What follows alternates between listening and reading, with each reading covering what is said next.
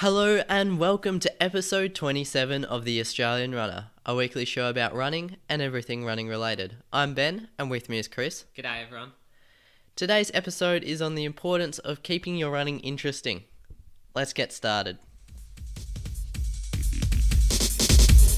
The main reason why you want to keep your running interested is basically so you don't get bored with it over time and just fall out of love and then really stop doing it. Has this ever happened to you? Yeah, one of the reasons why I wanted to make this podcast was that in about April, the start of April, I just fell into a bit of a rut, just lacked a bit of motivation with my running. It was after I'd finished the track season and then I was like, all right, what's next? But then I just couldn't ever get into a swing of anything. So I just had to do a couple of things, mix it up just to get my mojo back and get into a groove. What sort of things did you identify and try and change to try and get yourself really back into it after feeling a bit lacking in motivation for a little while? One of the things I did was change up my running routes. I found that I was running nearly almost the same path or the same direction every time I went for a run. So what I did was mix it up, added in a couple of extra paths and tracks that I run along. I sussed them out, did them a couple of times, and now I just found that the change of scenery worked because it was much more enjoyable to run someplace that I'd hardly been before than to keep doing the same old dirt track that I used to run like 4 or so times a week. Yeah, definitely maybe driving somewhere else to start your run, not just running from your house and then doing a bit of a loop and coming back. Because you've got like the tan in the city. That's a really good one if you don't want to get stuck just running around where you live. Yeah, and there's a lot of people around as well. Yeah, when you see a lot of people around also running the same thing as you really, I know you feel a sense of community. You're all there to do the same thing. Yeah, the same thing's true with Princess Park and also Albert Park. So there's a couple of good places where to mix it up, you could get in your car and drive over there. I haven't done that recently, but I've gone out to Yarra Flats a couple of times, which is quite a nice area, and Yarra Bend as well. So I've chosen to do some more of my running around there than just from home and around. Alright, so now that you've actually gone and switched up the different routes and where you're running, what sort of other things did you have a look at doing? Well, I've always listened to music to keep my running interesting, and I've continued to do that throughout. I just find that it's relaxing, the time goes much quicker, and especially when you're running next to like busy roads or things that aren't interesting places to run, that's when I listen to the music more or concentrate on it a bit more. But most of the time, sometimes I hear the first like 2 lines of a song, be not thinking about it, and then be like, it's already into the next song, and be like, oh, what happened? So it's just on in the background, but somehow when there's periods when you aren't concentrating on your running, you hear it in the background and it's always there. Yeah, I think lots of people obviously listen to music while they run. Yeah. And obviously that must help lots of people to just try and get in the groove.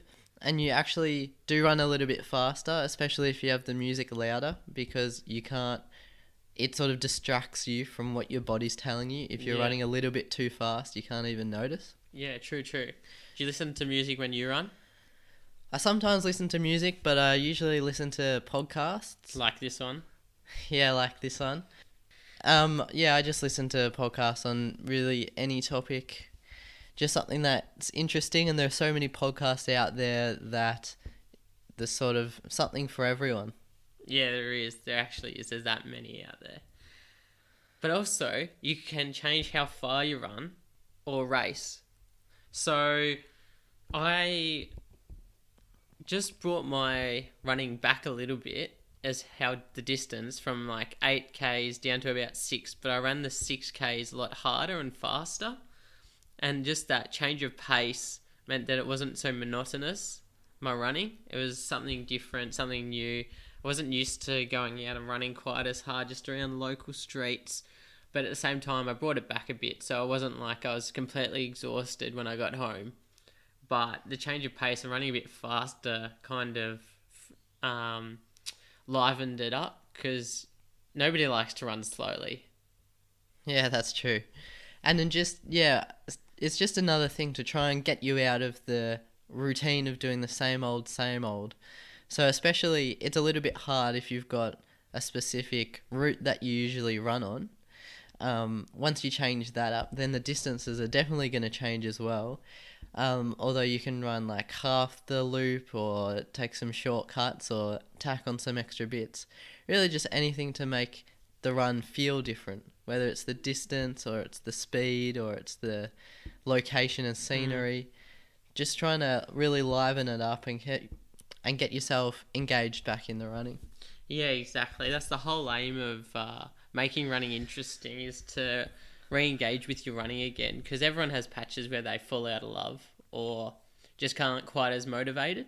And a common time is coming into winter, because the nights get longer, the mornings get colder, and it can be really tough to get out of bed. So I've found that I've changed more of my runs from being earlier in the morning, like I had over the summer to avoid the heat, to now they're either in the middle of the day or at 4 or 5 o'clock in the afternoon. I mean, I can do that because I'm just at uni, but just running at night when it's slightly warmer or you've been up all day makes it easier to get out there, and you don't have to go out and brave the cold quite as much, which might put you off.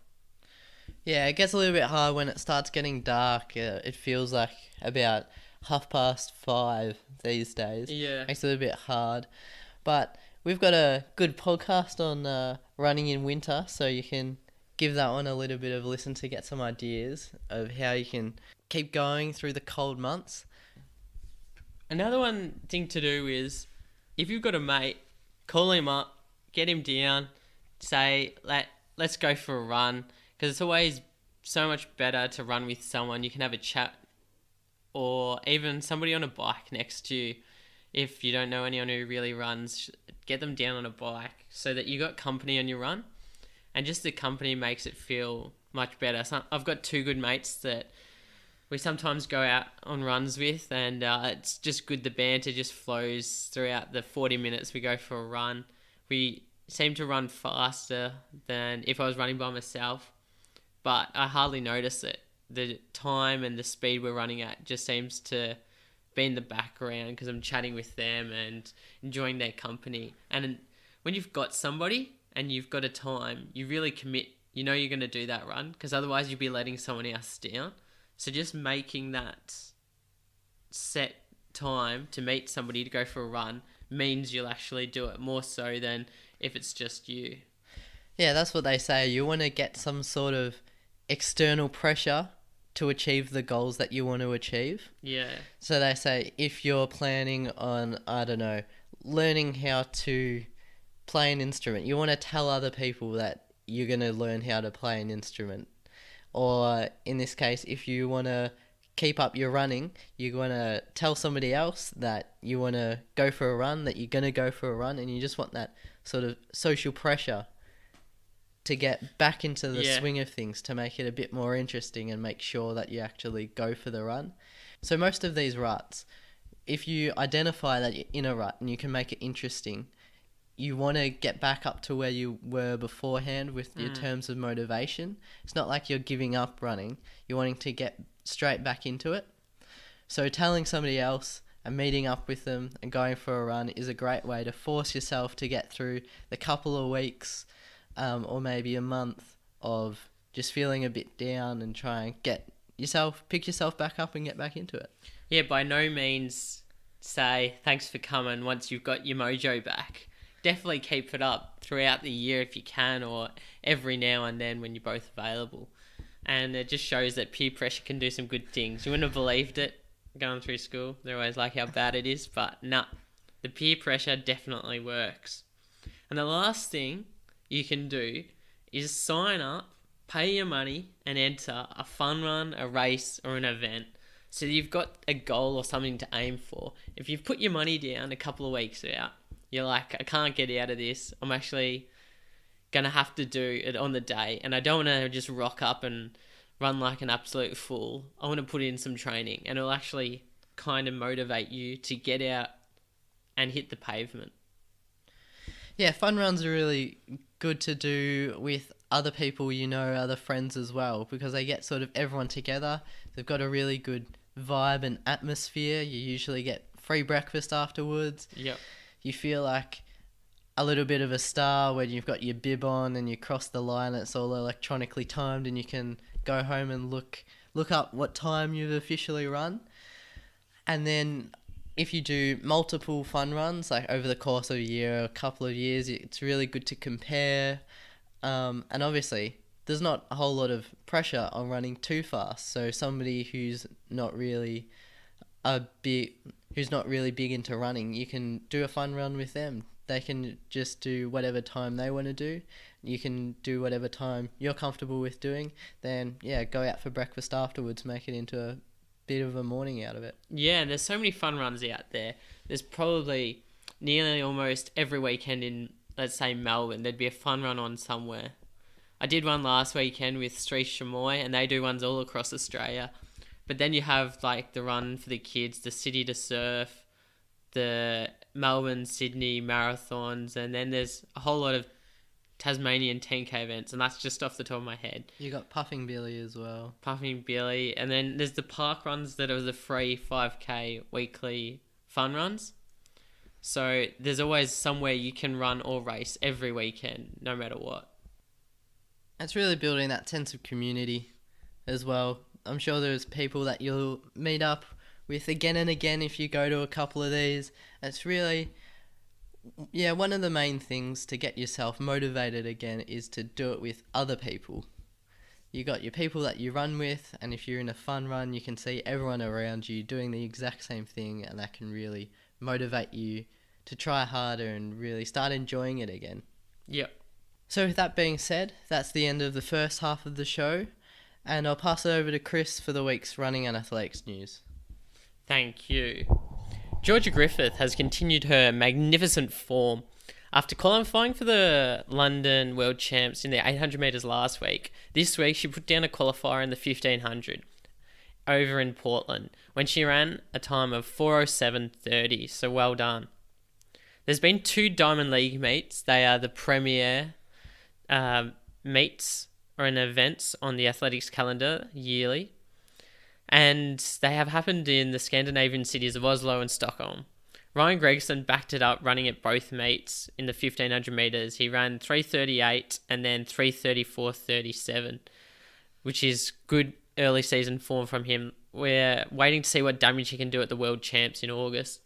So did Ella Nelson in the 200 metres. She ran 23:43 and then 23:27, so not quite back to her form of last year, but definitely building something special. Jordan Guzman's first race in Europe was a success. He ran a PB over the 1500 metres with a time of 3:37:97, just off the World Champs qualifier. Also off the World Champs qualifier was Stuart McSwain in the 3000 metre steeplechase when he ran 8:34:25, a PB for him, and it's just 2 seconds off the World Champs in Com Games qualifier of 8:32. Kelsey Lee Roberts was able to catapult the javelin 64.06 metres in Finland, which was a PB, and then at the next meet she increased that distance by throwing 64.09. Peter Bowl, Joseph Deng, Britt McGowan, Zoe Buckman, Adam Pike and Selma Kajan were amongst other athletes to compete over in Europe during the week. But back to our side of the world now, and Jared Clifford ran a new Australian T12, so that's the visually impaired category, in the 800 metres, an Australian record, with a time of 1:55:66, which was a PB for himself of 8 seconds up in Canberra. And at the same meet, James Turner in the T36 division broke the world record in the 400 metres when he ran 52:99. The Launceston 10 was held in, you guessed it, Launceston, Tasmania on Sunday, and it's Australia's richest 10-kilometre road race. The men's race was taken out by David McNeil, who competed in the 10k event at the Rio Olympics last year, and he won with a time of 28:54. The women's race was just as tough, and it was taken out by Sinead Diver in a time of 32:51. There was also a track meet up in sunny Townsville, where Brooke Stratton had her first jump since last year in the women's long jump, with her leap of 6 meters 57. Also on the comeback trail was fellow Olympian Jess Thornton in the 400 metres, who ran 54.47. Luke Cant threw 81.07 in the men's javelin, another PB and inching closer to the world qualification standard. The men's 100 metres was hotly contested. Ryan Browning 10.40 a PB, Nick Andrews 10.41 and Jin Soo Young 10.48. In a solo effort, Annalise Ruby ran 2:02.81 over the 800 metres. And that's your news for this week. Thanks for that, Chris. And that's it for the show this week. Thank you everyone for listening. You can find us on iTunes and YouTube as The Australian Runner. Check us out on Facebook and Instagram, or head to theaustralianrunner.com. See you next week. See you then.